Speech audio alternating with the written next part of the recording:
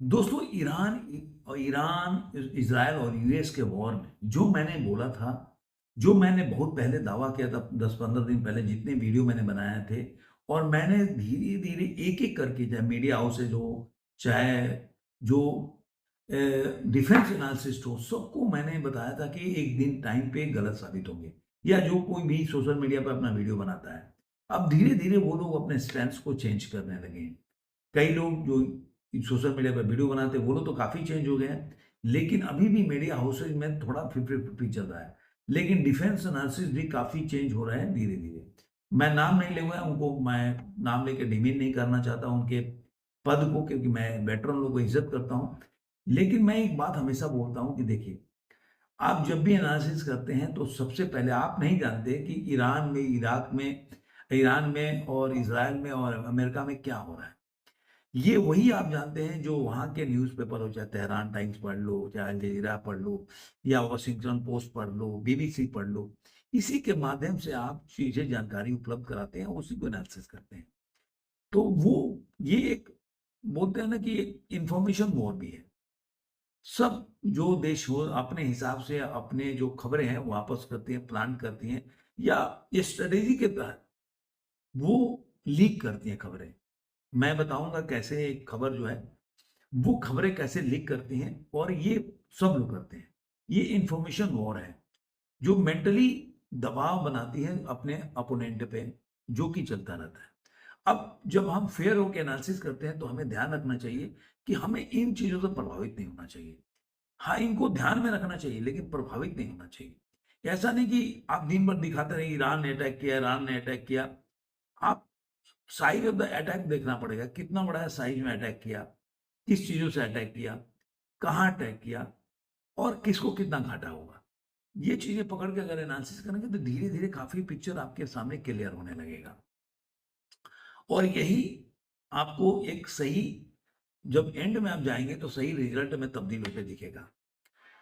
अब क्या हुआ कि जितने लोग भी मीडिया हाउस है, जो उन्होंने क्या किया, अरे यार अभी जो एक तरह से वो जो इन्फॉर्मेशन वॉर है ना, और इसमें देखेंगे तो आपको एक लेफ्टिस्ट जो जो इन्फॉर्मेशन है, वो ज़्यादा फ्लोट करने लगा।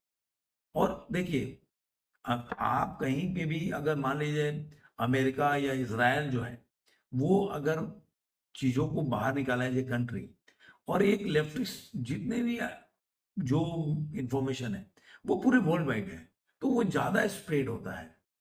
अब 2-4 देश मिलके अगर स्प्रेड करें और उस देश में भी ऐसे लोग हैं, जो ट्रम्प को लाइक नहीं करते या ऐसे लोग भी हैं, जो इज़राइल को अमेरिका में लाइक नहीं करते हैं। तो वैसे लोग कहीं वो लोग भी एक अपने देश में ही एक अलग इन्फॉर्मेशन चलाते हैं, जिसकी वजह से ये इन्फॉर्मेशन सही तरीके से आ नहीं पाती और मीडिया हाउसेज़ इस तरह को बयान करते रहते हैं। अब उनके पास आप जानते हैं अमेरिका के पास जो पावर है, जो चाहे मिसाइल्स हों, चाहे उनके पास विमान हो, फाइटर जेट हो, वो आज समय वर्ल्ड में सबसे पावरफुल कंट्री है। आपने ये भी देखा होगा, मैंने बताया कि ईरान में कितने लोग मरे और अमेरिका में कितने लोग मरे, इज़राइल में कितने मरे भाई। यही खबर आपको बता देता है कि कहाँ पे कितनी नुकसान हुआ होगा। अब इन्फॉर्मेशन वॉर में क्या होता है कि तेहरान अपने तरफ से करेगा, अरे मैं तो नहीं पीछे हटूँगा, नहीं तो नहीं। अब इसके टॉप लीडर हैं जो कितने मारेगा। अभी मैं आपको बताऊँगा कि आज के टाइम में देखिए अमेरिकी इज़राइलियों के हमलों में आईआरजीसी के खुफिया संगठन के प्रमुख माजिद खादेमी, जो कुद्स फोर्स के विशेष अभियान इकाई के कमांडर असगर बाघेरी, दोनों की मौत हो गई। और ये आप देखेंगे इन्होंने ईरानी रिवोल्यूशनरी गार्ड्स के खुफिया संगठन के वो रहे, प्रमुख रहे हैं। इसके अलावा जो क्रांतिकारी द्वारा कमांडर जो अलीरेजा तकजरी है, वो गंभीर चोट आई है, वो भी मर गए। तो इस तरह से देखेंगे कि इतने बड़े-बड़े लोगों को बाघेरी चले गए, असगर बाघेरी इनको मार गिराएगा, तो ये कोई छोटा-मोटा ऐसा आपको लगेगा नहीं कि छोटा चीज़ है। लेकिन जिस तरह से ये लोग अपने इन चीज़ों को आकलन नहीं करके वो चीज़ों को बताते हैं, कहीं न कहीं दर्शाता है कि कहीं न कहीं ये लोग फेल हो जाते हैं। अब आइए कि आपने देखा होगा कि अरे यार, मैं एक और आपको एग्ज़ाम्पल देता हूँ कि अभी आपने देखा होगा कि जो अमेरिकी विमान वहाँ पे 2 हेलीकॉप्टर के 2 पायलट को कब्ज़े में कर लिया गया। आप सोचिए, जिस देश से वो दंभ भर रहे हैं ईरान, कि मैं ईरान का, अमेरिका का इतना उड़ा दिया, उतना उड़ा दिया। उनके कंट्री में इंफॉर्मेशन वॉर यहाँ पे क्या होता है कि उन्होंने क्या किया, पहले एक पायलट को बजाया, दूसरे पायलट को कम से कम कल जो डोनाल्ड ट्रंप है राष्ट्रपति हैं उनका भाषण लाइव आया था, तो उन्होंने पूरा बताया कि क्या हुआ। अब सोचिए कि एक जो बंदा फंस गया वहां पे, तो उन्होंने पहले उनको निकालने के लिए एक रूमर्स फैलाया कि हमने दोनों पायलट को साबुत निकाल लिया, मतलब उसको निकाल के हम बाहर चले गए। लेकिन उस समय तक जब ये पहली बार रूमर फ्लोट होने लगी या न्यूज फ्लोट हो रही, रूमर बाद में मैं बोलता हूँ, पहले ये न्यूज फ्लोट हो रही तो लोग, ईरान के लोग भी सदमे में आ गए कि भाई ये लोग निकाल के लेके चले गए। वो लोग पूरे तंत्र को, क्योंकि ईरान उस पर बहुत ज्यादा पैसे लगा रहा था, इतना पैसा दूंगा, इतना बॉन्डी लगा के इतना इनाम दूंगा जो भी बताएगा, क्योंकि ईरान बाद में रील बनाता दिखाता कि देखो मैंने अमेरिका के पायलट को पकड़ लिया।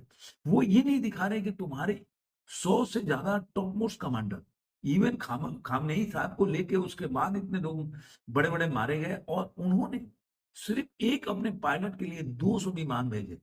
आप सोचिए, और 48 घंटे में उन्होंने बाहर निकाल दिया। उन्होंने कैसे 3 किलोमीटर के दायरे में, जब ईरानी जो फौज एकदम, उनको भी लोकेशन पता चल गया था, उसके बाद बहुत बड़ी बमबारी हुई वहां पे, और 21 ईरानी, जो खबरें आ रही है 21 ईरानी लोग मारे गए। और उसके बाद वहां पे दो उनके विमान जो जो गए थे उठाने के लिए वो खराब हो गए। उन्होंने वहां बम से, जो पहले बोल रहे थे उड़ा दिया ये ईरानी सैनिक को, लेकिन उन्होंने खुद अपने अपने को डिस्ट्रॉय कर दिया, क्योंकि वो नहीं चाहते थे, डोनाल्ड ट्रंप ने बोला अपने लाइव भाषण में, कि वो नहीं चाहते थे कि इन चीजों को उनको कोई पता चले कि उनकी टेक्नोलॉजी क्या है, और इस तरह से। तो कहने का मतलब है कि युद्ध के दौरान जो इतना दम भर रहे हो तुम्हारे डीप इनसाइड ईरान में जाकर, और उनकी जो कमांडो फोर्सेज है, जो कि इसी के लिए बनाए यार सीएसआर को, कि वो जाके अंदर जाके, और जो उनके सैनिक ऐसे कहीं फंस गए हो तो उनको रेस्क्यू करते हैं, वो दस्ता इसी के लिए बनाए, और वो निकाल के ले आए, और आप कुछ नहीं कर पाए। ये दर्शाता है कि आज के टाइम में आपके देश में अगर घुस जाता है तो अमेरिका कितना पावरफुल है। और यही वजह है कि जब आज डोनाल्ड ट्रंप ने भाषण दिया, तो उन्होंने बोला कि, अब उन्होंने क्या क्या बोला, उन्होंने धमकी भी दिया डोनाल्ड ट्रंप ने, और बोला कि अमेरिका एक ही रात में, ये एक ही रात में पूरे ईरान को नष्ट कर देता है, वो रात मंगलवार में हो सकता है, मैंने आज रात को उनका टाइम जो है समाप्त हो जाएगा, आज रात रात को मैं चाहूं तो ईरान को पूरी की पूरी खत्म कर सकता हूँ। उन्होंने बोला कि ईरान में पावर प्लांट दिवस, ब्रिज दिवस, तीनों एक साथ मनाए जाएंगे, ऐसा पहले कभी नहीं होगा। जल डमरू मंदिर खोलो तुम पागलों, वरना तुम नरक में जाओगे, उन्होंने एक अपशब्द भी बोला था। और उसको लेकर उन्होंने बोला कि अब ये जो सीमा समाप्त होने का सटीक समय भी बताया कि मंगलवार रात 8 बजे, मतलब पूर्व समय पे ये खत्म हो जाएगा। हम किसी भी अमेरिका को पीछे नहीं छोड़ेंगे। 7,000 फीट ऊपर अकेले हैंडगन से लैंड्स ईरान में अमेरिकी वायु सैनिक ने 48 घंटे में उनको निकाल के बाहर लेके आए। तो ये दर्शाता है कि हम, उन्होंने बोला कि हमने कई बार प्रस्ताव भी रखा कि भाई युद्ध विराम के लिए, लेकिन अगर तुम नहीं मानोगे तो ईरान में लोग बमों की आवाज सुनना चाहते हैं, तो हम इसको करेंगे भी। ईरानी लोग जैसे ही जान जाएंगे कि उन पर गोली नहीं चलाई जाएगी, और जैसे ही उनके हथियार मिल जाएंगे वो जवाबी कार्रवाई करेंगे, मैंने अपने वो जो ईरानी जो सत्ता रूढ़ में बैठे हुए हैं अपनी जो गवर्नमेंट के खिलाफ, उनको, अगर ईरानी लोगों को हथियार मिल जाए तो ईरान 2 सेकंड में आज समर्पण कर देगा, क्योंकि वो उसे सहन नहीं कर पाएंगे। तो इस तरह से उन्होंने बोला कि हम उनके लिए लड़ रहे हैं, उनके भविष्य के लिए लड़ रहे हैं, मेरे ईरान के भविष्य के लिए लड़ रहे हैं, और इस तरह से दे। तो आप ये समझ सकते हैं कि आज के टाइम में जो लोग ये दम भर रहे थे, तब धीरे धीरे लोग बोल रहे हैं अरे यार कैसे निकाल के ले आप। और उन्होंने दावा किया कि वर्ल्ड में ऐसी पहली घटना है जो अमेरिकी जो फोर्स है उनको, उन्होंने सराहना भी किया उनको, कि उन्होंने जाके अमेरिकी जो में फौज है, आर्मी, उन्हें वहां से जाकर निकाल के लाई। ये वर्ल्ड में पहली ऐसी घटना है कि युद्ध के बीच में ही, और अपने दुश्मन देश में जाके अपने सैनिकों, और कुछ भी बिना, एक मतलब कोई हताहत हुए बिना बाहर निकालना ना बहुत बड़ी बात है। तो मैं आप लोग को बार बार बोल रहा था कि देखिए बोलना अलग चीज है। अभी आपने देखा होगा कि उनके ब्रिज को उड़ा दिया गया, पावर प्लांट पे अटैक कर देंगे। अभी एक नया न्यूज आ रहा है कि वो लोग एक ह्यूमन चेन बना रहे हैं। उन्होंने जो खेल मंत्रालय है जो ईरान के, उन्होंने बोला है कि भाई जो अपने पावर प्लांट को बचाने के लिए आप ह्यूमन चेन मत, क्यों भाई? जब तो उन्होंने धमकी दिया अगर तुम इतना पावरफुल हो, इतना आपके अंदर दम है, तो आप आम पब्लिक जो खेलने वाले खिलाड़ी हैं, उनसे क्यों ही मंचन बनाने के बोल रहे हो? मतलब आप डर गए तो आप चाहते हो कि वो लोग अटैक करेंगे, तो आप वहाँ सामने खड़े रहोगे आम पब्लिक, तो वो लोग अटैक नहीं कर पाएँगे। अगर आपको इतना ही ज़्यादा दम था, लड़ना था, आपको लग रहा था कि आप पावरफुल हो, तो आप जाके लड़ते उधर।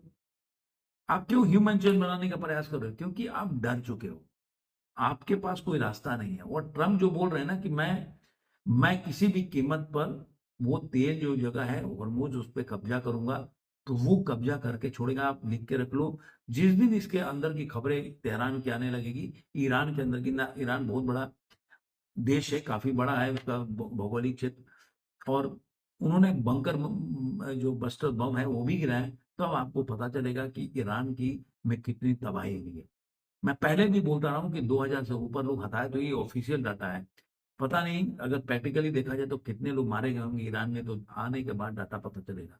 लेकिन ये ज़रूर है कि जब खबरें आएगी तो बहुत ही भयावह होगी और यही इसीलिए ट्रम्प बार-बार स्ट्रैटेजी होता है जैसे कि उन्होंने एक रूमर फैलाया कि भाई हमारे दोनों सैनिक आ गए, वैसे ही वो अलग-अलग स्ट्रैटेजी वो बताते हैं कि भाई हम चाहते हैं कि स्ट्रैटेजी में जैसे कि उन्होंने 4 महीने पहले उन्होंने खामनेई साहब को मारने का प्लान बना दिया था, लेकिन वो बाद में मीटिंग करते रहे। तो वैसे ही है कि हम चाहते हैं कि युद्ध विराम हो और बीच में अपनी तैयारी भी कुछ कर रहे हैं। कुछ ये सैनिक का अपना स्ट्रैटेजी होता है, हर देश का एक सैनिक कार्रवाई करने का स्ट्रैटेजी होता है। तो कहीं न कहीं इसमें जो है आकलन करने में अपने देश की मीडिया जो यहाँ बैठी हुई है, जो वहाँ के बारे में कुछ भी नहीं जानती, लेकिन उनको फास्ट के बारे से एग्जाम्पल लेना चाहिए कि इज़राइल जब भी लड़ाई लड़ा है, तो एक साथ 6-6 देशों को हराया है, उनके उनके भूभाग पे कब्ज़ा कर दिया है, जिसके लिए वो हर बार अपने भूभाग के लिए लड़ते हैं, लेकिन उसके बाद जब हार के दु और भूभाग कब्ज़ा कर रहे हैं, तो फिर वो और उस भूभाग को जोड़ के लड़ते हैं, तो वो हमेशा से हारते रहे हैं और इज़राइल हमेशा से जीतता रहा है। तो ये इस तरह से आप आकलन बोलोगे कि ईरान बहुत मजबूत होगा, तो इज़राइल भी तो मजबूत होगा, ऐसा थोड़ी ना है कि ईरान मजबूत होगा, वो मजबूत नहीं होंगे। तो और दूसरा अमेरिकी को देखा होगा कि अमेरिका कहीं भी जो चाहा है वो करके आया है, तो ये भी ऐसे ही होने वाला है। जब भी इसकी खबरें आएँगी तो आपको बहुत ही चौंकाने वाला होगा। और ये लोग जो भी आकलन कर रहे हैं, ये ऐसे गायब होंगे कि आपको पता भी नहीं चलेगा। चाहे वो मीडिया हाउसेज़ हों, चाहे ये अपने यहाँ के देश की जो रक्षा विशेषज्ञ हैं। धन्यवाद।